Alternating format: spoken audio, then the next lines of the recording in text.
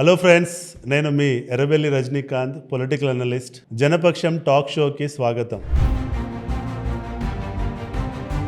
ఇవాళ కల్వకుంట్ల కవిత గారు బీజేపీలోకి వెళ్తుందని చెప్పి, లేదు కాంగ్రెస్లోకి వస్తుందని చెప్పి, లేదు మా అక్క కొత్త పార్టీ పెడితే ఆమె సీఎం అవుతుంది, మేమందరం ఎమ్మెల్యేలు మినిస్టర్లం అయిపోయామని చెప్పి ఒక వర్గం, ఒక క్రమశిక్షణతో కలిగినటువంటి ఒక హిందుత్వవాది అయినటువంటి బండి సంజయ్ గారు యొక్క దూకుడుని కట్టడి చేయడానికి బీఆర్ఎస్ ప్రభుత్వం తనపై తన అనుచరులపై ఒక 100కు పైగా కేసులు పెట్టడం, ఇప్పటికే కాంగ్రెస్ బీజేపీని ఒక స్కామర్స్ పార్టీగా వర్ణించడం, అంటే స్కామ్ ఉన్న వాళ్ళందరూ బీజేపీలోకి వెళ్ళి స్కామ్ల నుంచి తప్పించుకుంటున్నారు అనేటువంటి వాదన. మరి రజనీకాంత్ గారు చెప్పే భవిష్యవాణిలో కవిత ఏమవుతుందో ఇప్పుడు చెప్తాను సెటరికల్గా. ఒక విషయానికి వచ్చినట్లయితే బీజేపీయా, కాంగ్రెసా, కొత్త పార్టీయా, ఈ 3 అంశాలపై విశ్లేషించే ముందు ఫస్ట్ మనము బీజేపీ అనే అంశాన్ని తీసుకుందాం.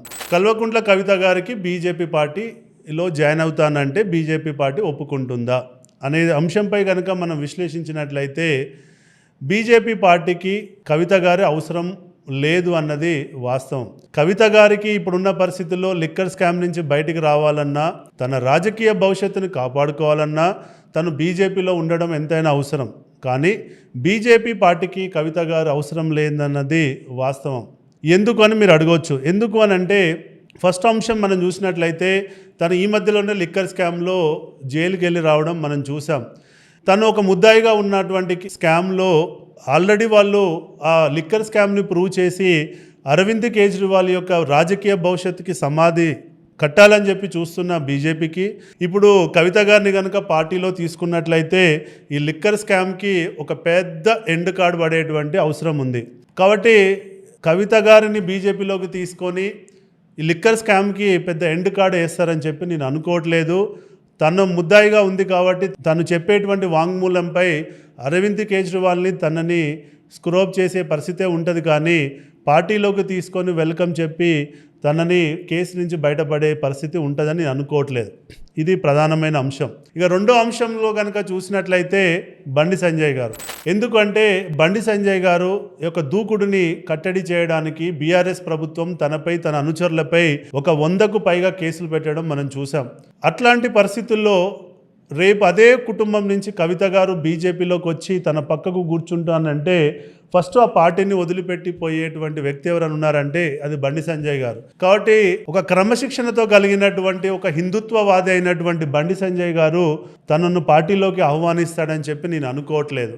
సో ఇది ప్రధానంగా రెండో కారణం. సో కవిత గారికి బీజేపీలో స్థానం లేదనే దానికి మూడో కారణం వచ్చేసి ఏంటంటే, ఇప్పటికే కాంగ్రెస్ బీజేపీని ఒక స్కామర్స్ పార్టీగా వర్ణించడం మనం చూస్తున్నాం. అంటే స్కామ్ ఉన్న వాళ్ళందరూ బీజేపీలోకి వెళ్ళి స్కామ్ల నుంచి తప్పించుకుంటున్నారు అనేటువంటి వాదన మనం చూస్తున్న సందర్భంలో బీజేపీ పార్టీ ఇంకొక స్కామర్ని బీజేపీలోకి ఆహ్వానిస్తుందని చెప్పి నేను అనుకోవట్లేదు. ఎందుకంటే ఇప్పటికే అజిత్ పవార్ గారిని బీజేపీలోకి తీసుకురావడంపై పెద్ద చర్చ జరుగుతుంది.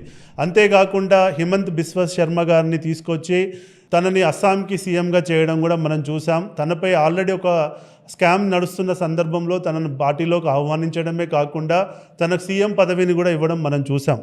అంతేకాకుండా తృణమూల్ కాంగ్రెస్ నుంచి సువేంద్ర అధికారి గారిని కూడా తీసుకొచ్చి బీజేపీ ప్రొటెక్ట్ చేస్తుందనే వాదన మనం చూస్తున్నాం. అంతేకాకుండా అశోక్ చౌహాన్ గారిని కూడా తీసుకొచ్చి బీజేపీ ప్రొటెక్ట్ చేసిందనే వాదన మనం చూస్తున్నాం. ఇలాంటి అలిగేషన్స్ని బీజేపీ ఎదుర్కొంటున్న సందర్భంలో ఇంకొక లిక్కర్ స్కామ్లో ఉన్నటువంటి వ్యక్తిని బీజేపీలోకి ఆహ్వానిస్తుందని చెప్పి నేను అనుకోవట్లేదు.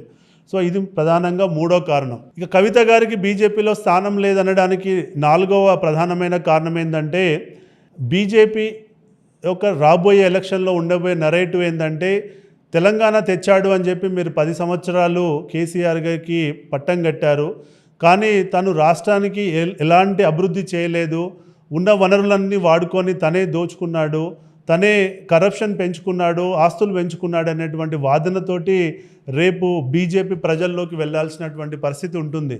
అలాంటి నరేటివ్తో వెళ్ళాల్సిన బీజేపీకి అదే కుటుంబం నుంచి వచ్చిన కవిత గారిని తీసుకొని వచ్చి తన పక్కన కూర్చోబెట్టుకొని ఆర్గ్యుమెంట్ బిల్డ్ చేస్తే ప్రజలు నమ్మేటువంటి పరిస్థితి ఉండదు. కాబట్టి బీజేపీ అలాంటి తప్పు చేస్తుందని చెప్పి నేను అనుకోవట్లేదు. ఇక 5వ అంశం ఏంటని మనం ఆలోచించినట్లయితే, కవిత గారి వల్ల ఎంత ఓట్ బ్యాంకు బీజేపీకి హెల్ప్ అవుతుంది. సో మనం చూసినట్లయితే తను ఈ రోజు వరకు కూడా ఒక ఎమ్మెల్యేగా కూడా గెలిచినటువంటి పరిస్థితి లేదు. తను 2014లో గెలిచినా కానీ అది కేసీఆర్ గారి యొక్క ఇమేజ్ పైనే తను గెలవడం జరిగింది. కాబట్టి ఒకసారి పార్టీ నుంచి బయటకు వచ్చిన తర్వాత కేసీఆర్ గారి ఇమేజ్ మీద గెలిచిన ఎవరైనా కానీ బయటకు వచ్చిన తర్వాత వాళ్ళకు అంత ఓట్ బ్యాంక్ లేదు అన్నది మనం గ్రహించాల్సినటువంటి విషయం. సో కాబట్టి ఈరోజు తను ప్రాతినిధ్యం వహిస్తున్న నిజామాబాద్ పార్లమెంట్లో కూడా తను కనీసం పార్లమెంటేరియన్ కాదు. ఆ నిజామాబాద్ తను రావడం వల్ల కనీసం నిజామాబాద్ పార్లమెంట్ అయినా బీజేపీకి హెల్ప్ అవుతుందా అని మనం చూసినట్లయితే అక్కడ ఆల్రెడీ వాళ్ళకి ఒక అరవింద్ గారి రూపంలో ఒక బలమైనటువంటి అభ్యర్థి ఉన్నాడు. కాబట్టి ఆల్రెడీ నిజామాబాద్ పార్లమెంట్లో ఒక అరవింద్ గారు లాంటి బలమైన అభ్యర్థి ఉన్నప్పుడు మరి కవిత గారి వల్ల బీజేపీకి ఏంటి లాభం? సో ఆ పార్లమెంటు పరంగా కూడా పెద్దగా లాభమయ్యే పరిస్థితి లేదు. తనేమన్నా రాష్ట్రమంతటా తిరిగి కమ్యూనిటీ పరంగా ఏమన్నా ఓట్ బ్యాంక్ గ్యాదర్ చేస్తుందా అని అంటే తన కమ్యూనిటీకి ఉన్నటువంటి ఓట్ బ్యాంక్ కేవలం 2% మాత్రమే.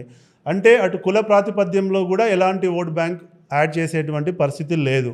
సో మరి బీజేపీకి జరిగేటువంటి లాభం ఏంటి? కవిత గారు రావడం వల్ల సరే నాకు 10% ఓటు వస్తుందంటే వాళ్ళు ఏ డిసిజన్ అయినా తీసుకునే ఛాన్స్ ఉంది. అటు కులం పరంగా ఉపయోగం లేదు, ఇటు తనకున్నటువంటి స్థానబలం పరంగా కూడా ఉపయోగం లేదు. కాబట్టి ఈ 5 అంశాలను కనుక మనం చూసినట్లయితే కవిత గారికి బీజేపీలో ఎంట్రీ లేదు అనేది వాస్తవం. ఈ 5 అంశాలను కనుక మనం విశ్లేషించినట్లయితే బీజేపీ గేట్లు ఏ రోజు కూడా కవిత గారికి తెలుసుకోవని చెప్పి రజనీకాంత్ గారి జాతకం చెప్తుంది. ఓకేనా? సో మీకు అర్థమైంది అనుకుంటా విషయం ఏందన్నది. సో కాబట్టి బీజేపీలోకి పోతుంది మా అక్క అని చెప్పి ఆశలు పెట్టుకున్న వాళ్ళందరూ నిరాశ పడాల్సిందే. అక్కడ మోడీ కానీ అమిత్ షా కానీ బండి సంజయ్ కానీ ఎంట్రీ ఇస్తారని చెప్పి నేను అనుకోవట్లేదు. బీజేపీకి మీకు ఎప్పుడు ఎగ్జిటే, కాబట్టి మీకు ఆప్షన్ లేదు. మీరు దాన్ని మర్చిపోండి ఇక.